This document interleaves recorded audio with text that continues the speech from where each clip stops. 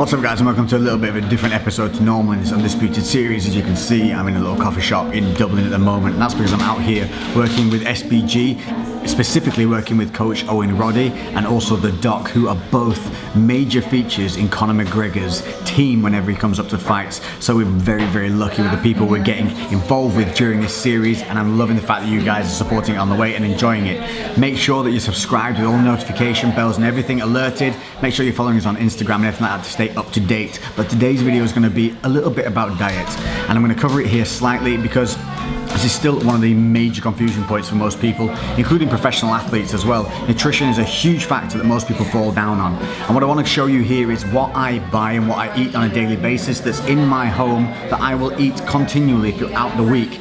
Now, if you followed me recently, you'll know I've switched to a high-fat diet from a high-carb diet. For me personally, that's worked fantastically well so far. It's helped curb hunger. I don't have a sweet ttooth anymore, and it is honestly, at this moment in time, something I would advise a lot of you to think about. Dropping those carbs and bringing those fats up, you're going to help support more hormones, you're going to get less of a craving, and you're just going to feel a little bit more satiated through the day. What it's also going to allow you to do is go out and eat more easily, because it is way easier to remove carbs from a meal than it is to remove fats. This is just one of the things that it's all about balance, being able to go out, enjoy your life. Remember, your gym and training goes around your life. That's how it has to be. If the gym and the training becomes your life, one, you're gonna become a boring motherfucker, and two, you're gonna become very awkward to live with or be around, or even very awkward in your own life and how you feel and the confidence you have in going out. So what I would say is, be aware that you do not need to be eating chicken and broccoli to lose weight. This is all about calories in versus calories out, and then those calories broken down between carbs and fats mainly to determine what supports your lifestyle, what supports how you like to eat, and what you find easy to get in on a daily basis around your budget and your tastes. So the following video that you're going to see is going to be me covering everything that I buy in a grocery haul. Hopefully it'll give you some ideas and hopefully free up your mind to understand that you can eat good, fun foods on a daily basis, still enjoy your life and still achieve those goals. Thank you all for watching and enjoy the rest of this video. Hello there. Today we will be cooking with Roxy, which basically means eating this stuff. But I think the man would like to talk to you about this stuff first. Man, where are you? I am the man. And today we're going to be talking about food, categories, and kind of the grocery haul. Some things I have in the home at all times to be munching on to make the gains. So obviously earlier in the video we talked about the fact that I'm on a high-fat diet, but today I'm going to be covering different sources of food for your proteins, carbs and fats for both high and low-fat kind of diets. So if you're on the high-carb, low-fat or high-fat, low-carb, I'm going to have hopefully a couple of ideas for you guys to take with you to help make your feeding days a little bit brighter, because you definitely don't need to be a chicken and broccoli bitch to make gains in the gym or in your sports, your fields, your athletics, or just life. And if you're trying to be healthy, food can still be fun. So with that said, let's start with meats. Let's start with the standard one, chicken breast. Now everyone thinks chicken breast, that's simple and easy. Nuh-uh. What you need to be aware of is where your chicken breasts are sourced. So if you go to a specialist, someone like say Muscle Food, you're going to get a decent quality chicken breast. It's not going to be pumped full of water. But if you go to the supermarket, sometimes if you're going for the cheaper options, the weight might look appealing to the price, but when you cook it, it's going to lose a ton of water, so that weight to price ratio suddenly diminishes massively because you end up with a lot less weight than what you think you've purchased. So avoid buying cheap meats that are full of water. Try and go to reputable stores or buy better meat at the supermarkets. My top tip would be to go to a butcher's. They usually got very good meat that's not been messed with. Personally, I'd even say try going to a halal butcher's, because they will not only have meat that's not been messed with, but what they actually do is they'll cut off all the crap from a chicken breast, slice and dice it for you, and then you're literally only paying for weight of meat that you're actually going to cook and eat. Top tip. Moving on from chicken, you can go to whole chickens with skin on top. That's great for your high fat. So if you're on a more of a high fat diet, go for your skin on chicken breast. You can go for chicken thighs or the chicken wings. They're going to be a lot cheaper to buy. They're going to be higher in fat, but they're also still going to have a good protein content, but it's not going to be quite as high as the chicken breasts. Next up, red meat. Now we have this in the house, but we don't eat it every day. It's great for making big batches of things like chilies or bolognese, but there's different versions you can get. Extra lean beef steak mince is the one you're going to want to go for if you're looking for a low fat option.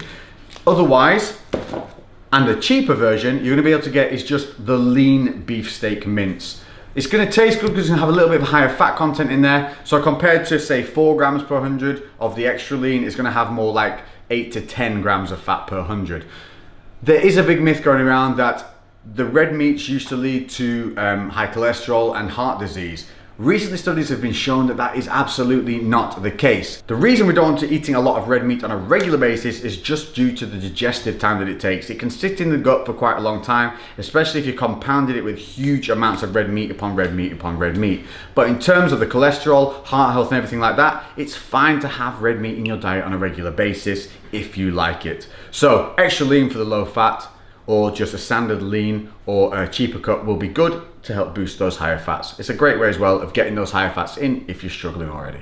Pork. This is one of the most underrated ones in my opinion. Now I know a lot of you can't eat it for religious or personal reasons. That's fine, but if you can, one thing that you might not know about is minced pork or pork tenderloins. What's the other ones? Bacon medallions. Nope. Bacon medallions is a correct one. What is it? Pork fillets. Pork fillets have very similar macros to a chicken breast. Super low fat, high protein, lean meat. Tastes good, take flavor as well. Definitely better than turkey. I'm not going to recommend anybody eats turkey. It sucks. It doesn't flavor well. It's got gristly bits in it, and it's not exactly saving you a lot of money. So continuing to avoid turkey, you can carry on with your pork in the form of, if you're trying to be low fat, bacon medallions. You still get the bacon tasty goodness, bacon, without the fats, high protein too. But if you've got fats to spare, boom, rashers. Taste great. You can add them in to any meal that you're making, along with like chicken. You can have them with the mincemeat. You can have them on their own. You can have them with pancakes. They're very versatile. They make a lot of things taste good, and they're genuinely pretty cheap to buy. So there you go. Pork, don't count it out. If like me, you like being a lazy man, caveman, microwave man, there are some things out there that I think are still quite versatile and not too bad for you. Now, I'm not a fan of the cheap, easy, ready meals that almost look like they semi-melt away and die in the microwave, and by the time you open the door, they're like, help me! And really, they should go in the bin. But these little bad boys, which we found, 4 cod steaks in a butter sauce. These are basically white fish in a butter sauce in a steam bag. It's effective. So when they go in the microwave, they're basically steam cooking themselves. Anything that's kind of like that generally tends to be pretty damn okay. They're not loaded with as many preservatives, and the way they're cooking themselves, steaming and everything, it makes them hold a lot of moisture, so they're actually quite tasty. Personally as well, I like to add this in with, and this is gonna sound weird, so you've got a butter sauce fish with mashed potato, and I call it baby food, but it tastes bloody brilliant. It's really easy, it's really lazy. Stick it in a bowl and you smash macros. So yes, some preservative-based boxed foods aren't good, but have a hunt around. You might just be surprised, and the prices of them are usually very good. Not quite a meat, kind of a meat, not really a meat. It could be a meat if you left it long enough. Eggs, a really great source of protein, fats, and good cholesterol. I don't worry about the egg yellows myself. If you're living a healthy lifestyle that has monitored fat content, has monitored carbs and proteins, then personally I think you can have 2 yellows, 3 yellows a day, be absolutely fine. There has been a number of studies that kind of are antagonistic to one another to debate whether they're good, whether they're bad, but the overall gist is, unless you're being an absolute tool with egg yellows, you're pretty safe. And a lot of people actually throw away egg yellows thinking that they've got bad cholesterol and they're just high in fat and thinking that's a bad thing. But it actually also has a high level of protein in there as well. So if you have a decent level of fats in your diet, egg yellows are a good source of good fats, they're a good source of good cholesterol, and again, a protein bump. Plus, they're very versatile. You can add these into many, many things. You can actually even add egg whites into your porridge if you stir it readily enough when cooking it to help bolster the protein. Sounds mad, works. 2 things, one I would recommend and one I wouldn't. 1, buy free range. Nobody wants to support caged hens. It's gross, there's no need for it. Pay a little bit more and just feel better about yourself and the little chickens. 2, do not crack a few of these bad boys into a glass and drink them before you go for a run thinking you're Rocky. You ain't gonna be Rocky, you're gonna be the dude on the side of the road hurling up yellow stuff. CARBO-MA-HYDRATES. Carbs. Obviously this is one that we all know, pretty simple. We've got white potato, sweet potato, rices, all those good things. We all know that sugar is a simple carb, very fast acting. So if you have a low carb diet and you're concentrating more on fats, you want to be careful of anything based on a high sugar level because you're going to get very little portions and they're going to be very unsatisfying. But some little hints and tips for some low carb volumizing ideas. We're going to go back to some pre-packaged goodies. Now, these are sweet potato microwavable little portions, and each one has only per 100 grams.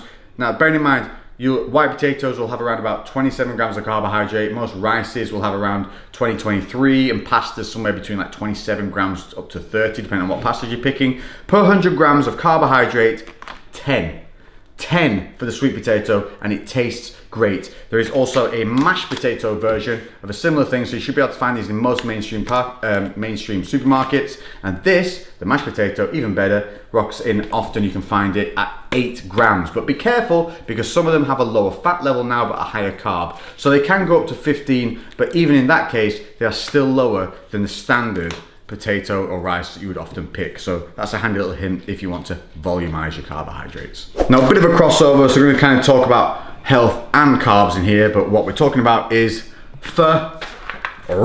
And a lot of people will kick these from their diet for no reason other than the fact they think they've got sugars in them and sugars are bad. Okay, wrong. Sugars aren't bad. Sugars are only bad in an abundance that you don't need. If you're overloading on anything, it's gonna be bad. So when you're looking at fruits, these are loaded with micronutrients. You want more colors on your plate. The more colors, the better. Berries. They're like 5 or 6 grams of carbohydrate per 100 gram serving. They're amazing. You can buy them frozen and throw them in shakes. You can buy them fresh and throw them in your porridge. Do not take them out of your diet. You're stupid to do so. It makes 0 sense, and it's all based, taking them out of your diet is based on myth. What you do need to understand is there is a difference between one fruit and another. Like I said, berries between 5 and 7 grams of carbohydrate per 100. A banana is going to rock in more around about 18 grams to 20 grams of carbohydrate per serving or per 100. And they tend to rock in about 90 grams each. So this is obviously a much higher impact source of fruit than the berries are going to be. So there you go. Keep the fruits in. Just be aware that different fruits have different carb levels. Now I'm on that high fat diet, and that means I need high fat sources, but what I want to do is get them in as many kind of variable possibilities and as naturally as possible. What I don't want to be doing is taking in all my fats through kind of sweets, chocolate and crap like that, even though I could do. In the long run, health-wise, it's going to be bad. Macro-wise, if we're doing IIFYM, we all know we can still look great doing that, but it's just not the smart thing to do for the long-term health. So, number 1, nuts. Top tip for these, don't buy them at your supermarket. Go to a marketplace and buy them. You will get way better value for money, or go to one of those local stores that you see that is kind of like an Indian store or a Polish store, one that specializes in European foods. They tend to have way better value for money on your nuts, and you can buy them in huge, like 2 to 3 kilo bags as well. So buying in mass means cheaper, and they're often cheaper anyway, just off the shelf.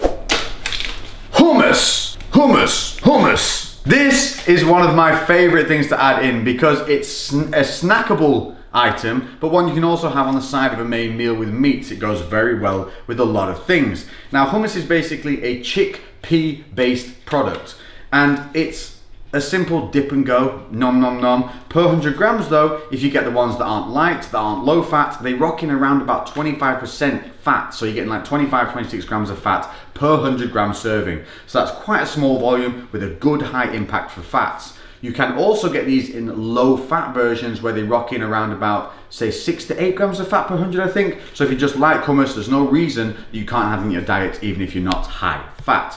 Different versions as well. You have caramelized, which is going to be a little bit carbier. Then you have like red pepper ones, which is less carbs, but a nice flavor. Then obviously you have your plain as well. So a huge variety of different little flavors. They're great for dipping and going. They're great for putting on the side of meals, and a little bit, I would class them as, stick it with some celery, something low carb, and boom, you've got a nice little snack that's going to bolster your fats, keep you happy, and get some green stuff in your system. Hashtag health. So going alongside that organic route, you have things like avocados, which again are a great source of fats for you. We also have, which we don't have out, 2 seconds. If you made that a cool cutscene, fair kudos to you. If that looked good, that was all Jay. Coconut oil or MCT oil is another great one. If you follow me on a regular basis, you'll know I add this to my espressos. It makes it taste good, and each gram is basically a gram of fat. So you can add 20 grams to your coffee, and boom, you've got a coffee that's supplying you with 20 grams of fat. And if you're using an MCT oil, you're getting 20 grams of ready to use fat-based energy. So great for prior to going to the gym, and it's not going to make you feel sick. So that is another one, a top tip. I use the Dr. Zach's, but try and find a pure MCT oil for the energy value. But if you want flavor value, coconut oil. And so the last but not least, some of the great things about being on a high-fat diet, and one of the things I love from the switch over is one, butter. I can have butter again, and I'll have that on like a lower carb bread, something like this, which is a Live Life half the carbs bread, but it has a little bit of bolstering of the fats. So again, I can still enjoy my toast, but I get real butter on it, or real original Philadelphia, again available in light version should you want to. Again, butter's available in light version should you have a lower fat. But lastly, my favorite of all, which is back in my life, double cream. Now, if you watch me on my Insta stories, you will have seen the coffee porn, the ultimate coffee porn, where you add double cream to your shot of espresso in a nice slow motion with a bit of wow, wow, chicka chicka, wow, wow. Fantastic again, just like the MCT oil, just like the coconut oil, but a little less on the health side, a little bit more on the fun, a little bit more on the love life side. Double cream, you can stick it on a couple of desserts, you can make things taste rich and great, you can even put it into your foods to create some nice sauces. So remember, just because you think something used to be bad for you, if you have fats available, don't be afraid. Use it, love it. Last but not least, yes! Snacks and treats, which are all here. Oh yes. What's life without a little bit of fun? And we have high fats. That means we can have a little bit of a play. So I have 150 grams of fats to play with a day, sometimes 160. And as I get more active and as things get more strenuous, that's gonna go up. And that means I can utilize some fun things in my diet. One of which is going to be cheese. Oh God, I missed this when I was on the low fats. Yes, there are low fat cheeses. There's even protein cheeses available to you should you not want to have normal cheese. Just go into any supermarket now in the cheese aisle, you will find high protein cheese or low fat cheese. Just be careful when it says 50% less fat. That still means it's high fat. There's just half of what there was in there, but it's still pretty damn high. That's another top tip for the day. Now I'm classing this as a snack treat because it's peanut butter, but it's good old fashioned, bottom of the shelf, crappy 80p a tub peanut butter. I like it. It's still gonna get me some decent fats in there. Yes, it's gonna probably have some palm oil and something like that, but now they are getting better at sourcing, what's the word that saves the orangutans? Ethically sourced. Ethically sourced palm oil, which means you're not hurting any animals anymore. So even then, you can still make sure that you're enjoying something that's a little bit cheap and cheerful, but you're not harming the environment. It's a nice feel-good factor all around. But obviously, peanut butter, simple, easy, and you can always do what a little bit of a joey with some peanut butter fingers. Genius Protein Punch crisp breads. These are basically like a rye cracker crisp bread, but they have a boosted amount of good fats and protein in there. Brand is Genius Protein Punch. There's not much else to say about them. I dip them in hummus. They taste great. They're seeded, simple, easy, and they're actually low carb. Per whole piece of fatty, lovely, chewy goodness, it's like 6 grams of carbs. So if you're feeling lazy, super easy. A favorite of mine, which is one we're going to go into, spreadables. Now there's loads of these. I'm going to show you one version, and that is Grenade Carb Killers. This is the Jaffa Quake. Unfortunately, I think they're discontinuing this one, but they do a chocolate one. They do a white chocolate spread. There's a ton of them around. These are made with polyols though, so be careful. That's basically pre-burnt alcohol, sugar, sweetener, and that allows them to create more of like a runny texture things. You find it in a lot of protein bars now because they can create caramels out of it, but too much of a good thing, in this case, will make you poop. So be careful, because you don't want to be loving a bit of this and then hating a bit of the high street panty dash. A few low carbers out there that want a high protein kick, this is my #1 recommendation. Love it. I will add fruit to this and raspberries, and it is Kvarg. Kvarg. I think that's how you say it. It's kind of it's from Sweden. Sweden. So you have a great yogurt there, fantastic. And the thing about this is, when you often buy high protein yogurts and they're like quark based or something like that, quark, however you say it. They don't really taste of anything. This legit tastes like a raspberry yogurt. They also do different flavors like blueberry and things, and they legit taste like normal yogurt. But per pot of this is around about, I think it's 20 grams of protein. We're talking, 17 grams of protein, only 5 grams of carbohydrate, and 0.3 fats. So that is a top tip recommendation to have that in your fridge. Just be aware, it does have sweeteners in it. Quick one for the table, a no added sugar and salt ketchup, which rocks in per 100 grams, only 5.7 grams of carbohydrate, which means you can have a 25 gram serving of this on your plate with your healthy whatevers, make it taste good for like 1 or 2 carbs. Fantastic. Pure treaty goodness. For the low carb side of you, we have these. These are my top recommendation. The Oppo cheesecakes, Sicilian lemon, and they also do a vanilla version. Legit has proper biscuit base in there, and the cheesecake top is just like a baked cheesecake. They taste fantastic. Per portion of this Oppo, you are only looking at 5.6 grams of fat, 19 grams of carbohydrate, of which 10 are polyols, which means you only count a quarter of those, which means in total in this entire dessert there's only around about 10 grams of carbohydrate, and protein 4.8. Little kick, but we're not eating it for the protein. We're taking this for the taste and the fact that you can actually have a cheesecake that comes in a lovely little glass ramekin, and you can serve this to anyone who's not even a health freak and they will like it and enjoy it. That is my top tip. Oppo. Oh, and also they do ice cream. It's the same goody goodness, Raspberry Ripple. Now I'm a Raspberry Ripple fan and I am an ice cream Nazi. I do not like bad ice cream. I don't like ice cream that doesn't refreeze properly. This is legit. It tastes like actual Raspberry Ripple ice cream, and per 100 ml servings, which is that's basically nearly a fifth of the entire pot, you get 3.5 fat, only 7.4 carbs, of which 2.4 are polyols, so there's only actually around about 5 grams of carbs in the whole thing, and 2.8 protein per serving. Let me just tell you that again. 3.5 fat and 5 carbs per serving of ice cream that tastes good. Oppo. Not even sponsored, but I would be. You know when you go on the airplane and they give you those tiny little things of just gorgeousness in a little glass cup and it's your dessert. Everything else on a tray sucks and tastes like cardboard, but this is one little piece of heaven in a cup. Well, I found you can buy these on the high street. Yes, this tiny little thing here, which does taste delightful, but if you're someone who has a low appetite and needs to get the calories in, these little bad boys rock in at per serving 8 grams of fat. In that, I don't even know where that is. It's like they just made chocolate butter. It's brilliant. 8 grams of fat, only 10 grams of carbs in that decadent dessert. And it looks little, but super rich and super fun. So with these high fat diets, make sure you're having a little bit of fun. But obviously look, it's only a small portion. It's not a huge part of my day, but it's gonna be enjoyable. The whole rest of my fats can come from real healthy sources and organic sources.